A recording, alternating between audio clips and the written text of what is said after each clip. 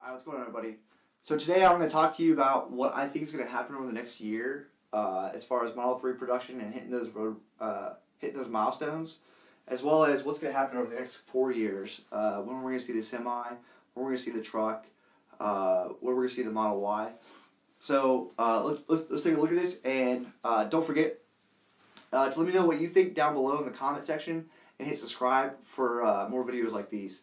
Alright, so first up, I'm going to talk about production. So I think that Tesla will produce 18,000 Model 3s overall in the first quarter. I think they'll produce 4,200 this month in January, because the last couple of days of December they were on track to do 1,000. So I'm saying they're continuing that and did a little bit better than 1,000 a week and ended with 4,200. And then they're going to make a 50% increase to about 6,000 in February. And then a little bit more of an increase to 2,000 cars every week for a total of 8,000. So that's how I got that 8,000 cars over the first quarter of this year. It's a little less than what probably they want, but I think that's where they're going to fall. Moving on to second quarter, we got 38,000 for a second quarter. It's a little more than double than what they did in the first quarter. So it's part of that ramp up that Elon was talking about in the S-curve. And then I think on Q3 they're going to slow it a little bit down to 62,000, and then finally 90,000 in the fourth quarter. So with these projections is that I am assuming now that they'll hit the 200,000 mark in May, vice April, what I said before. So I thought they would produce a lot more Model 3s in December than they did, and then they also pushed back their predictions of what they're going to do. Not reach 5,000 a week until the end of Q2. So that's still the same quarter of what I said before, just about a month later. So that still means that the phase out will occur in October for that tax credit. All these production numbers equates to 208,000 Model 3s delivered. It's about half, a little bit more than half what they expected to be at for this year, but it's less than half of what we understand to be the current back order. I think the backlog coming in probably by the end of Q1 is still going to be about 400,000, because as these cars get on the road, more people will probably put their reservation in for it. Okay, in February, I think that non-owners are going to start getting their Model 3s, the long-range rear-wheel drive, because I live here in Southern California. I was like, the Instant was available to order online. I ordered it, and my delivery estimator still says February. I think that's going to be true just the way that they're going. We'll see, though, because people who are current Tesla owners and did not order in like the first month or so are still getting their invites to configure their car. If they have to go through all of the Tesla owners before it gets to us on day one, non-owners, I see that being pushed back. Alright, so in the beginning of March, I think that's when employees are going to be able to get their standard range. I think that's going to be probably 2,000-3,000 people that are going to order that are employees the standard range. And then at the end of the month, I think owners are going to be able to order their standard range. I think that's going to go pretty quick.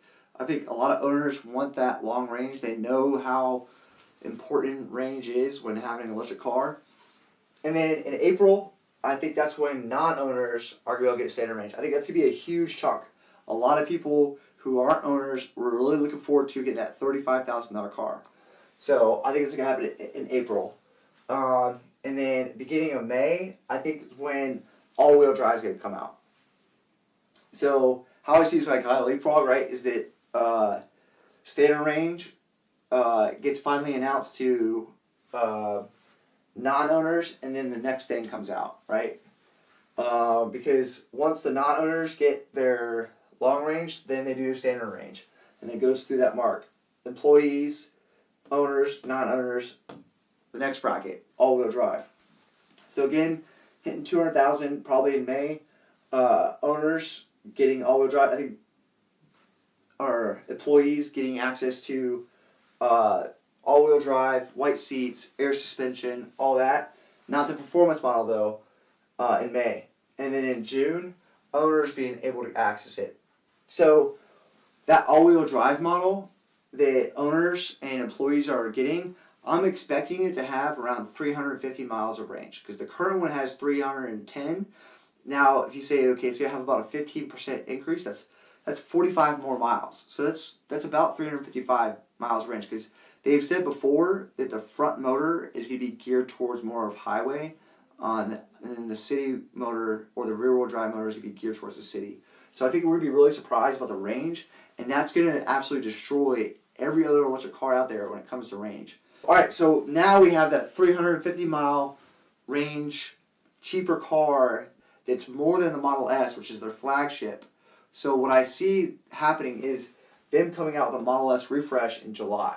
So still having employees and owners who already have S's buy that Model 3 that has all-wheel drive, and then before non-owners can order theirs, they're going to come out with a refresh that has more range, probably a 120 kilowatt hour battery and a 100 kilowatt hour battery. 120 is going to be in the 420, 430 range, and the 100 kilowatt hour battery, 350 for miles. So what that will do is they'll put their base Model S right where their top of their longest range Model 3 will be. So that way, there will be a differentiation. Is that if you fully spec out your Model 3, you come in at the base of what the Model S can do with less cargo capacity and less premium features. So why I say July is because that's a month for non-owners to be transferred from Model 3 reservations to Model S orders.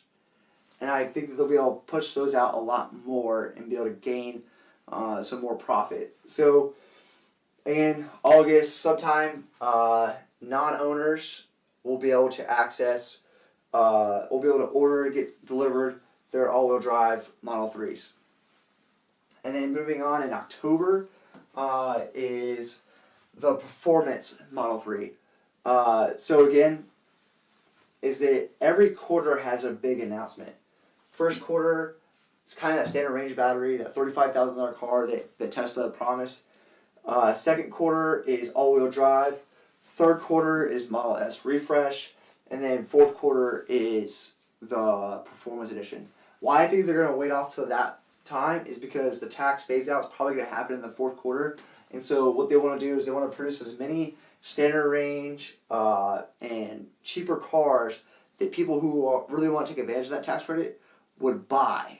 And then, because they have a huge back order they have to work through, and that way, again, it's something to hype up the stock because now Elon's compensation is based off what the stock price is and what the revenue is. So I think playing this out quarter by quarter, having a big announcement at the beginning of each quarter is going to help drive that stock price up, and it's going to help keep interest in the company.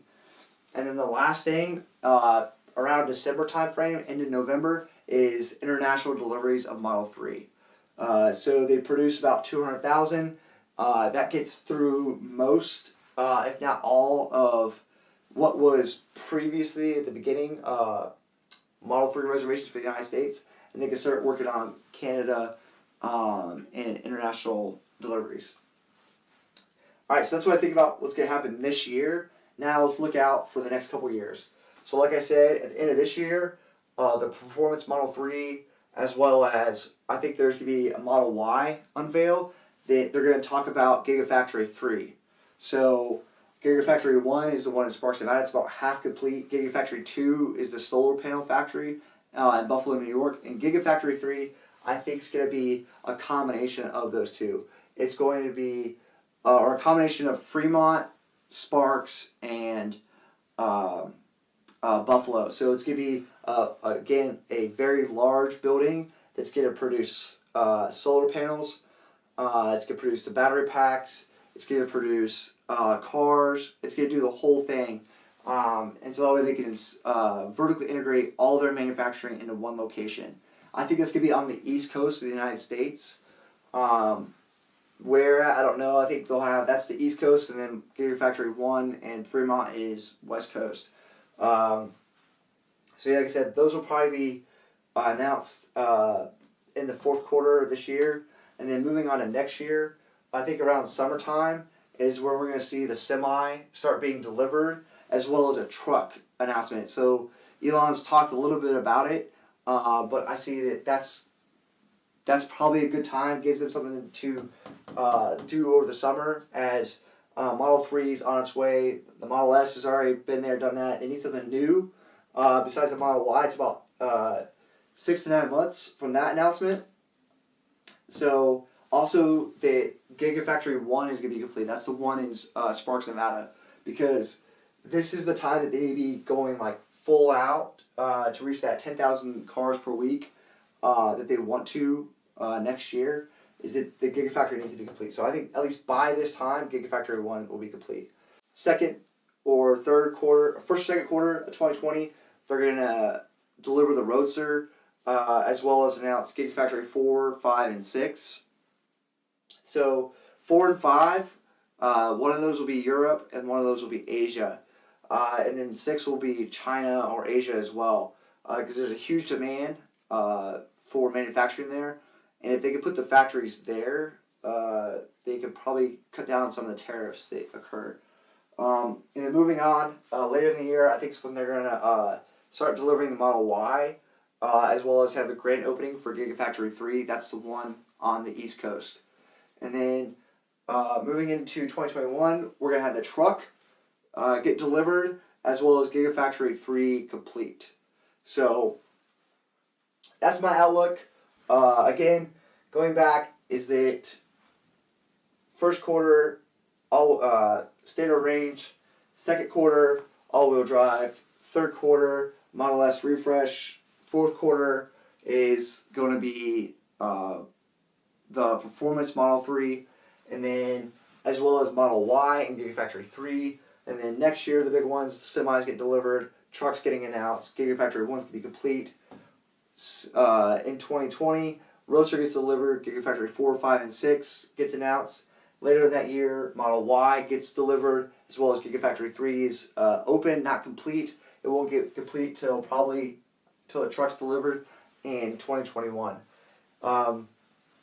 This is an important time because everyone's saying 2020, 2021, 2022 is when their portfolios are really going to be huge as far as it comes to EV productions. And so Tesla needs to make sure it's positioning itself, whether it be through manufacturing at the Gigafactories or the production lineup and the design and manufacturing of those vehicles, really set by the time this comes around. So that way they can compete with Ford, Chevy, Volvo, Porsche, all those other companies that are now catching on the bandwagon of EV sales.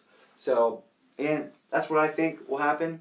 We'll see what happens this year. It's going to be an exciting year. There's going to be a lot of stuff happening.